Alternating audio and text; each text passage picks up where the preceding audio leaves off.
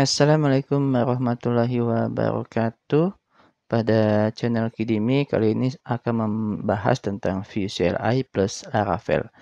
Nah, untuk Laravel sebetulnya pernah saya jelasin di video-video sebelumnya ya. Jadi teman-teman nanti bisa lihat di sini di channel saya di Kidimi. Nanti searching aja tentang playlist REST API with Laravel 9. Nah, di sini nanti teman-teman bisa ngelihat ada untuk tambah data, ada untuk tampil data, tapi pada video ini saya akan fokus di tambah data terlebih dahulu. Jadi untuk API-nya itu sudah saya jelaskan di video tersebut. Nah, sehingga nanti di video ini saya akan lebih fokus di front end-nya dengan menggunakan Vue CLI. Jadi nanti dengan Vue ini kita akan buat tampilan form, fitur form, di mana nanti kita akan input datanya, lalu nanti kita kirimkan ke dalam uh, backend kita yang kita buat menggunakan Laravel. Nah, nanti dari backend kita akan memberikan respon dalam bentuk JSON. Nanti responnya itu bisa informasi misalnya data tersimpan atau nanti informasi kalau seandainya ada status gagal. Misalnya waktu kita simpan data di situ ada proses validasi dan waktu divalidasi ternyata ada yang tidak memenuhi, nanti akan ditampilkan pesan status gagal seperti itu ya. Jadi nanti kalau kita lihat konsepnya seperti itu ya. Oke, kita langsung saja. Nah, kita akan buat project baru yaitu project Vue CLI dengan perintah Vue create, nanti nama projectnya apa. Di sini saya akan kasih nama HTTP F. Lalu kita enter.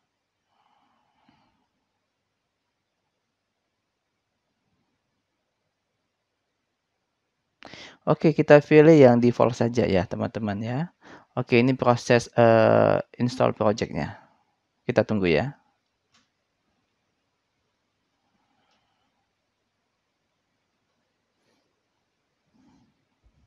Oke, tampaknya sudah selesai. Kita coba masuk ke dalam project kita, yaitu menggunakan perintah cd http-app dan kita buka Visual Studio Code kita.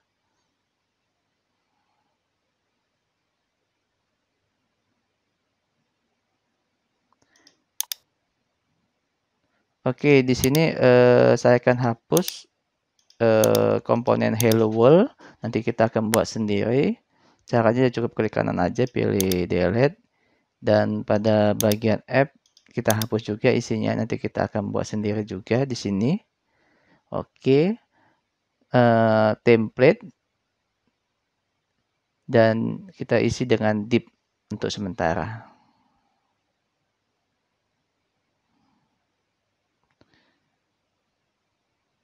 Oke, kita coba jalanin ya. Kita buka terminal Visual Studio Code dan nanti kita tuliskan npm run sub. Oke, seperti itu ya, npm run sub. Oke, kita tunggu proses loading. Nah, di situ kita klik localhost dengan port 8080.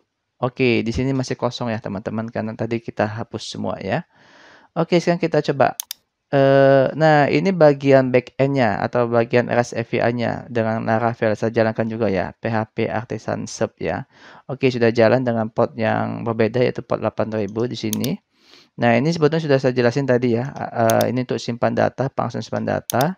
Ada proses validasi di sini. Dan kalau seandainya gagal, validasinya akan tampilkan pesan di sini. Dan ini simpan data to do. Ya, lalu nanti akan dikirim status kalau dia berhasil seperti ini dalam format JSON. Oke, kita coba menggunakan Postman ya. Jadi Postman ini salah satu aplikasi untuk simulasi kita mencoba REST API kita ya. Nah, ini kalau kita kosongkan title sama description nanti validasinya seperti ini. Kalau kita coba isi nanti sembarang saja. Misalnya bangun pagi, besok, dan deskripsinya ya diisi sembarang saja juga.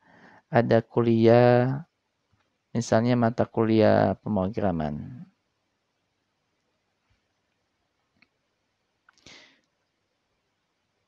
Oke, kita coba send. Nah, kalau dia sukses nanti akan menampilkan format JSON seperti ini. Oke, ini sudah dijelasin di sini ya, teman ya, ditambah data 41 ya.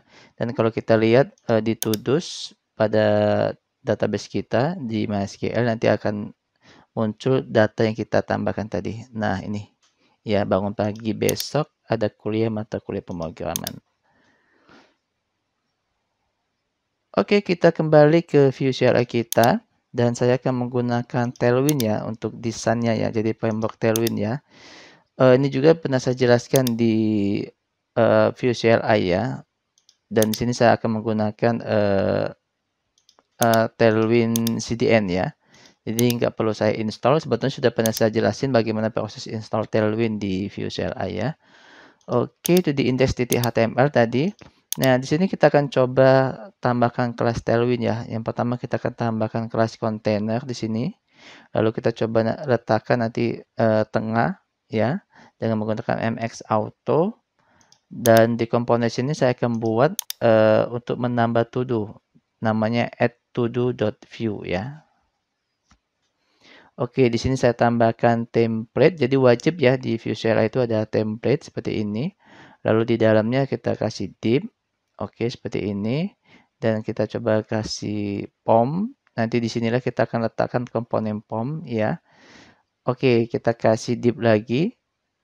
Saya akan pisahkan antar inputan ya. Dia kita kasih label untuk menampilkan judul nantinya apa yang akan diinputin ya.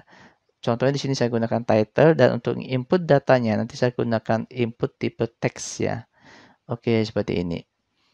Nah, nanti kita kopikan saja untuk yang deskripsinya ya, untuk input data deskripsinya ya.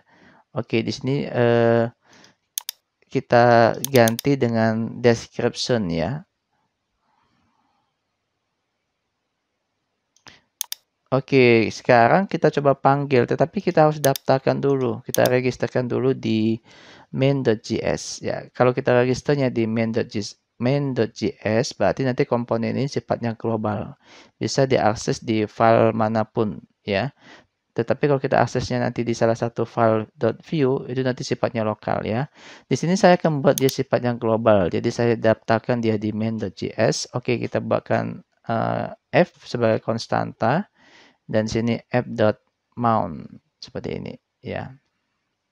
Oke, untuk lebih jelas nanti teman-teman bisa lihat di video view CLI ya yang pernah saya buat sebelumnya ya.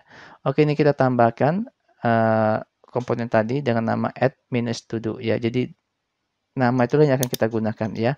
Oke, contohnya di sini nih saya tambahkan add-to-do. Jadi dia seolah-olah kayak perintah HTML ya. Oke, kita coba lihat di sini. Nah, ini sudah ada nih ya. Nah, di sini kita coba apa ya? Tambahkan title ya dengan gunakan heading tree. Misalnya title-nya adalah adding to do ya. Kita atur kelasnya. Ini tadi kelas Tailwind ya. Misalnya kita gunakan font bold, kita tebalkan. Lalu teksnya ukurannya 2XL extra large ya. Kita coba lihat. Oke, tanpa kebesarannya. Kita gunakan SL saja di sini. Oke, seperti ini. Oke, cukup.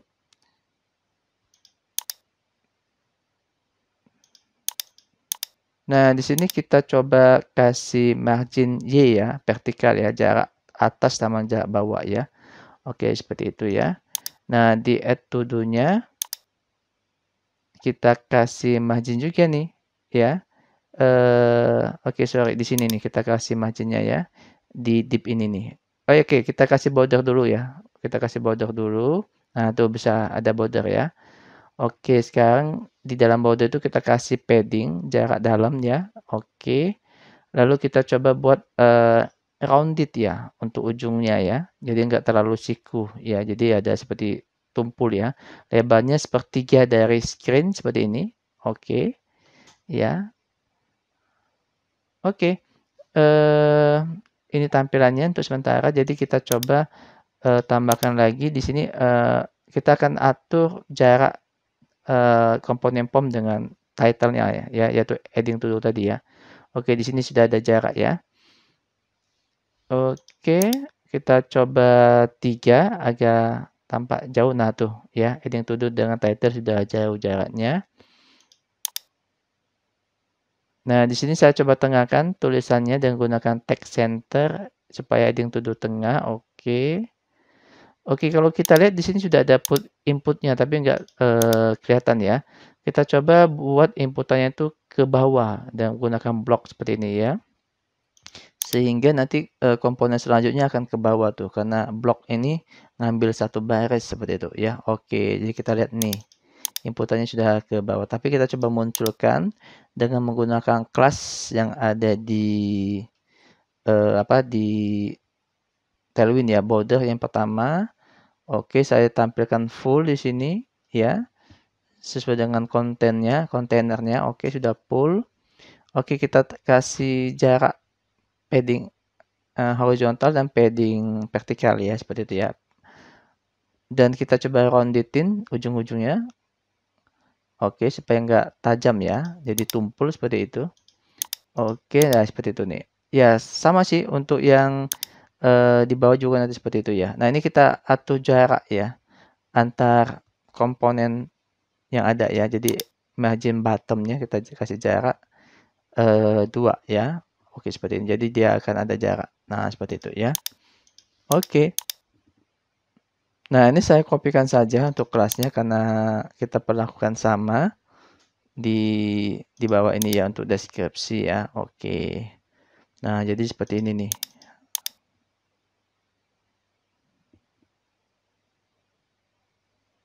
Oke, sekarang kita coba buat button ya.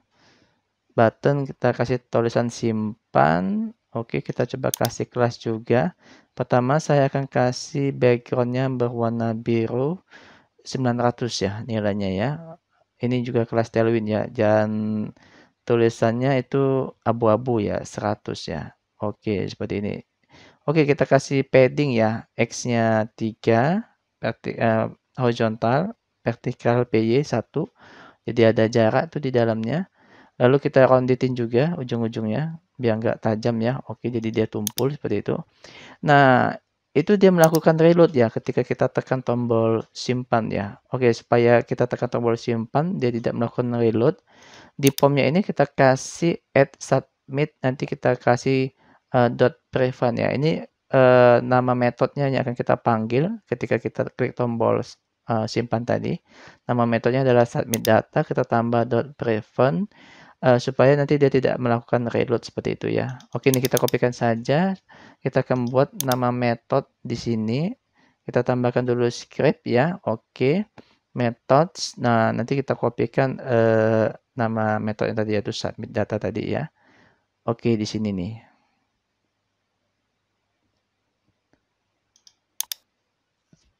Nah, kita juga butuh data nanti ya.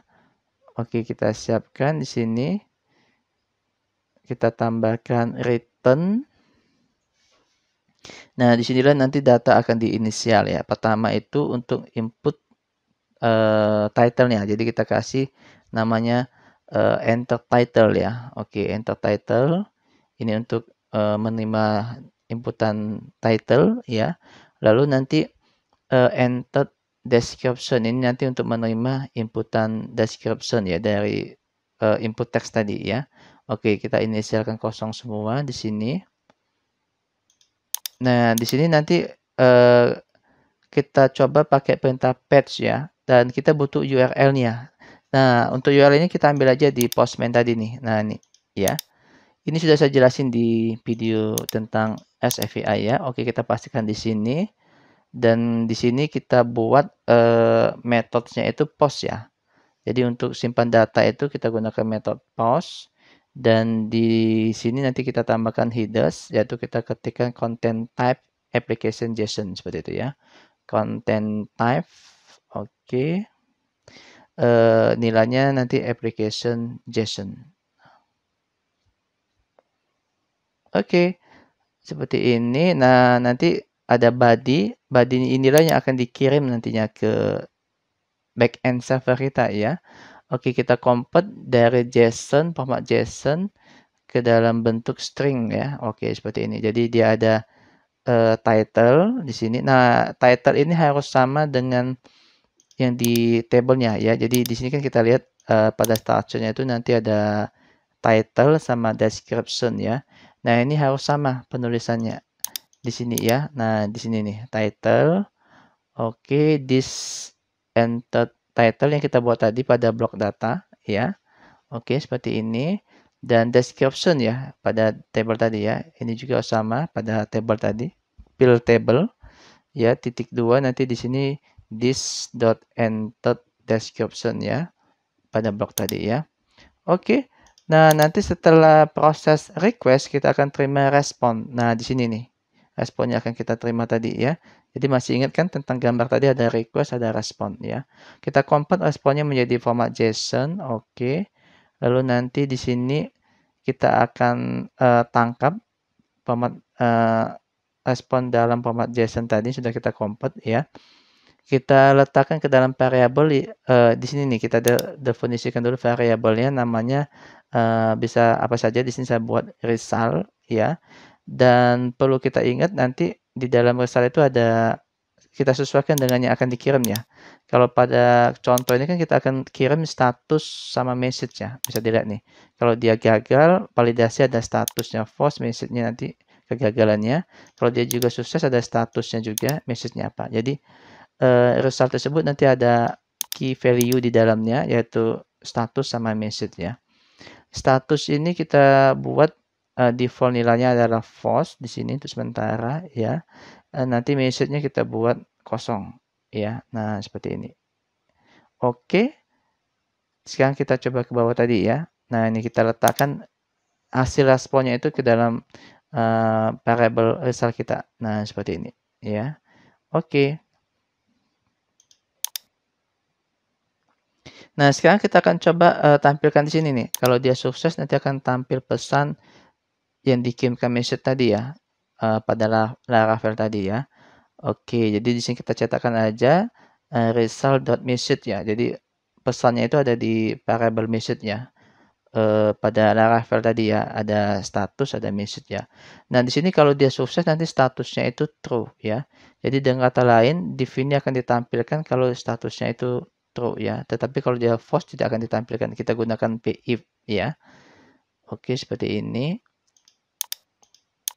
Oke tuh ya, statusnya true, message-nya to do berhasil ditambah ya. Oke, jadi dia akan tampil kalau dia true ya. Oke, kita coba nih. Di sini kalau kita lihat ada datanya ya. Oke, kita coba yang lain datanya misalnya test 2. Description kita samakan aja test 2, kita coba simpan. Oke, belum muncul ya, kayaknya gagal nih. Nggak ada message berhasilnya di bawah ya. Kita coba browse. Test 2 nggak muncul ya. Oke, kita coba lihat nih. Oke, kita coba hilangkan dulu. Kita mau lihat kegagalannya di mana ya.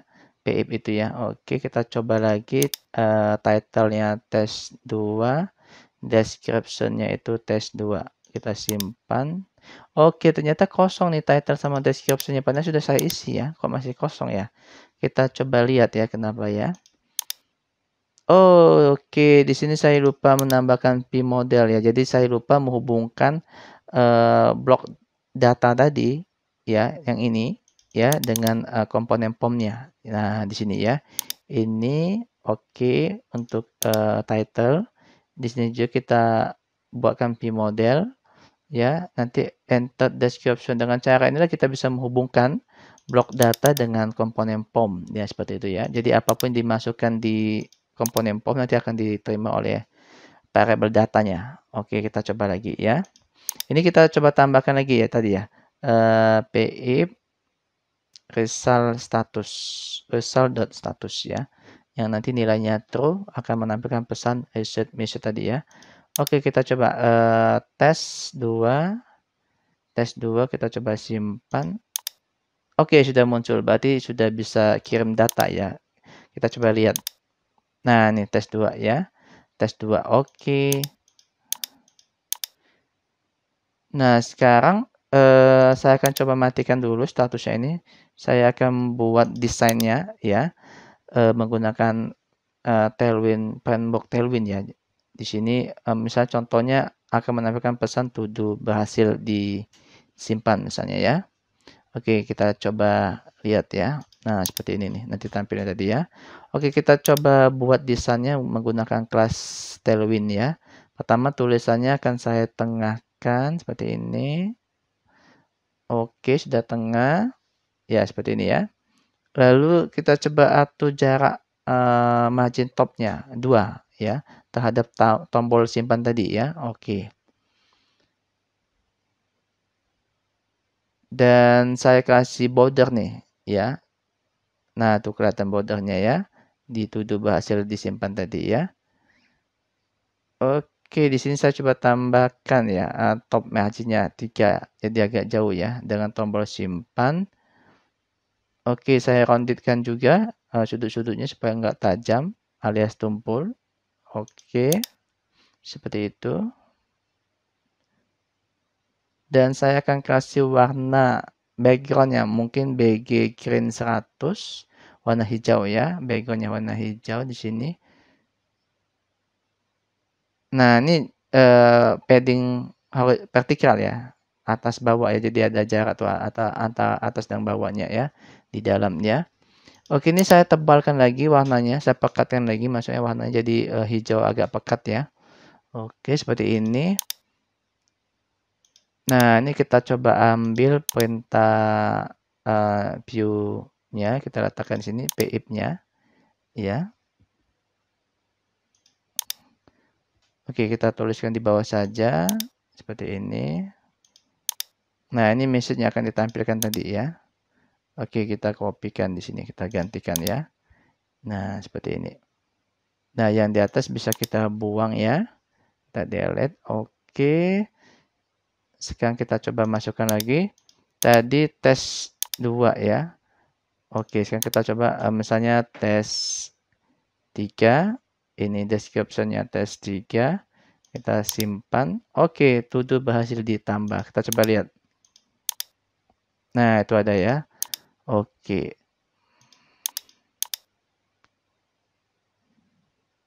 Nah, di sini saya akan coba kosongkan ya. Begitu berhasil disimpan tadi, yang title sama description itu nanti kosong ya.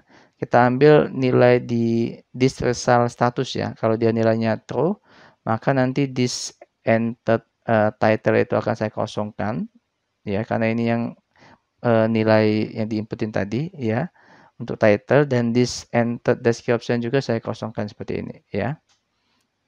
Oke, sekarang kita coba ya.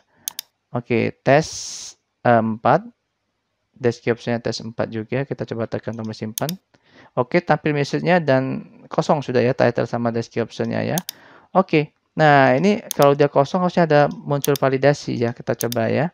Kita coba munculkan proses validasinya. Nanti saya akan munculkan di bawah setiap komponen inputannya ya. Jadi di sini saya akan munculkan message kalau seandainya title yang dikosongkan oleh si pengguna ya. Saya akan gunakan span di sini ya. Saya akan buat kayak batch itu ya. Oke, di sini kita coba dulu nih ya.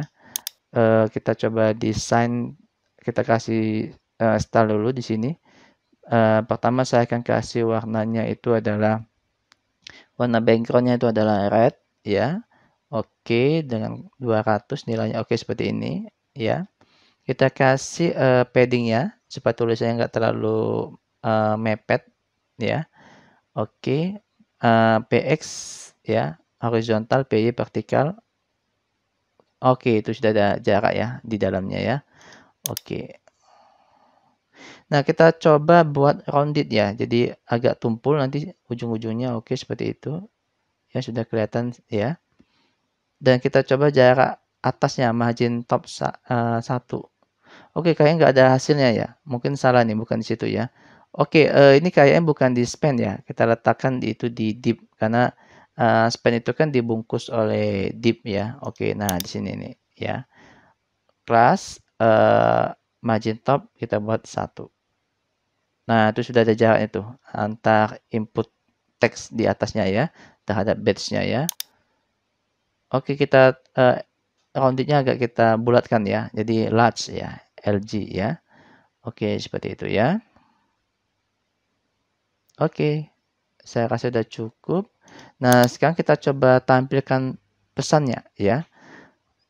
Nah, ini akan muncul kalau seandainya statusnya false, jadi agak beda dengan yang tadi ya.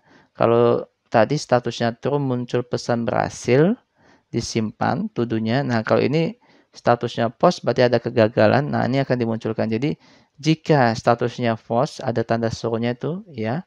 Jadi, akan muncul kalau dia statusnya false. Nah, nanti kita lihat itu sudah ada ya.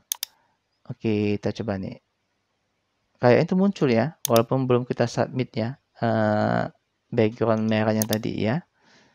Oke, itu kayaknya kita butuh sebuah variabel ya, teman-temannya. Variabel yang mana akan bernilai true, itu menandakan variabel yang mana nanti dia akan bernilai true ketika disubmit ya. Oke, kita kasih aja misalnya variabel submit status nih. Sebelum dia disubmit nanti dia akan bernilai false ya.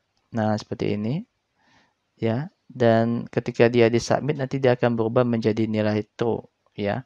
Itu menandakan dia disubmit ya. Jadi merah tadi bisa kita sembunyikan kalau sebelum disubmit ya. Oke, kita buatnya di sini nih. Ini nilainya true ya. Dan kita lupa harus ada this ya, karena data itu kalau diakses di method itu ditambahkan this ya. Oke, seperti ini. Oke. Nah, ini masih muncul ya. Oke, kita coba gabungkan di sini berarti nanti dia done ya. Ketika submit-nya bernilai true ya, submit statusnya ya. Nah, seperti ini maka boleh muncul deh background merah tadi. Oke, kalau tidak nanti dia bernilai false ya, dan background merah tidak akan muncul ya. Nah, di sini saya akan gunakan P4 ya, perulangan ya. Kenapa? Kalau kita lihat ya, di sini kan hasilnya itu nanti dalam bentuk array itu ya, required ya, dalam bentuk array. Jadi kalau coba teman-teman lihat ya, nanti kalau kita kosongkan, validasinya itu dalam bentuk array dimunculkan untuk title-nya.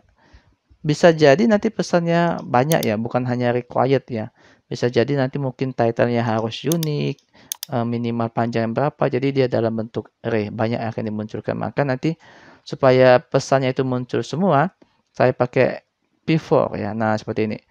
Result message nanti title-nya yang akan kita cek seberapa banyak message-nya. Kalau di sini sih cuma satu ya, cuman required saja ya. Tapi pada dasarnya nanti di implementasinya itu mungkin banyak ya. Oke, ini nanti nilai message-nya akan ditampung di error title, title, dan ini adalah indeksnya. Kita butuh indeks itu untuk key nantinya teman-teman ya, karena kalau kita gunakan V4 dia harus ditambahkan key ya, yang sifatnya unik ya. Jadi key itu harus menampung nilai unik ya. Di sini kita pakai IDX saja nih, karena kan IDX itu indeks, jadi dia nilainya unik. Nah, seperti ini nih, IDX ya, key IDX. Oke, seperti ini. Oke, di sini kita tampilkan message-nya, yaitu error title tadi. Nah, seperti ini ya. Oke, kita coba nih. Kalau dia kosong, kita simpan. Nah, itu sudah muncul ya. The title field is required. Itu bahasa Inggris ya. Sebetulnya untuk ngubah dia dalam bahasa Indonesia itu sudah pernah saya jelaskan di validasi di REST API Laravel ya. Nanti teman-teman bisa lihat aja video sebelumnya ya yang berjudul tentang REST API. Playlistnya REST API itu tentang tambah data ya. Nah, di sini kita bisa convert dia menjadi bahasa Indonesia. Kalau kita tidak ingin bahasa Inggris defaultnya, misalnya title harus diisi seperti ini ya. Oke. Oke, simpan. Nah, tuh title harus diisi ya. Ya, tapi kita tidak fokus di Laravel ya, sebab teman-teman bisa nonton di video saya sebelumnya ya tentang REST API dengan menggunakan Laravel ya. Kita buang saja ya, kita ambil defaultnya, kita coba. Oke, the title field is required. Ya, seperti itu ya. Nah, ini nanti teman-teman sama juga untuk description ya. Jadi kita kopikan aja biar cepat ya. Untuk informasi validasinya ya. Ada yang kita custom aja nantinya ya, seperti itu ya. Ini status tetap oke. Oke, submit status juga tetap ya. Dan nanti dia akan tampil di sini. Oke, ini nih pesannya akan dimunculkan ya, jangan error title ya. Kita ubah saja menjadi error description ya, seperti itu ya. Error description nama variabelnya dan ini ngambil nilai description ya, teman-teman ya. Oke, seperti itu. Nah, yang ini nih, description ya. Karena dia berupa array juga ya, jadi kita looping juga before ya. Dan ini kita ambil di sini nih, biar muncul pesannya ya. Kita kopikan saja. Oke, kita coba ya. Nah, sudah muncul dua-duanya ya. Title muncul, description muncul. Kita coba isi title-nya ya. Di sini yang sudah ada nilainya itu adalah test 4 ya. Kita coba test 5 ya. Oke, title-nya sudah nggak muncul lagi. Description-nya kita coba. Oke, sekarang sudah sukses ya, to do berhasil ditambah. Kita coba lihat. Oke, sudah tambah tes 5 ya. Oke, teman-teman, terima kasih atas waktunya menonton video ini. Saya ucapkan terima kasih banyak. Assalamualaikum warahmatullahi wabarakatuh.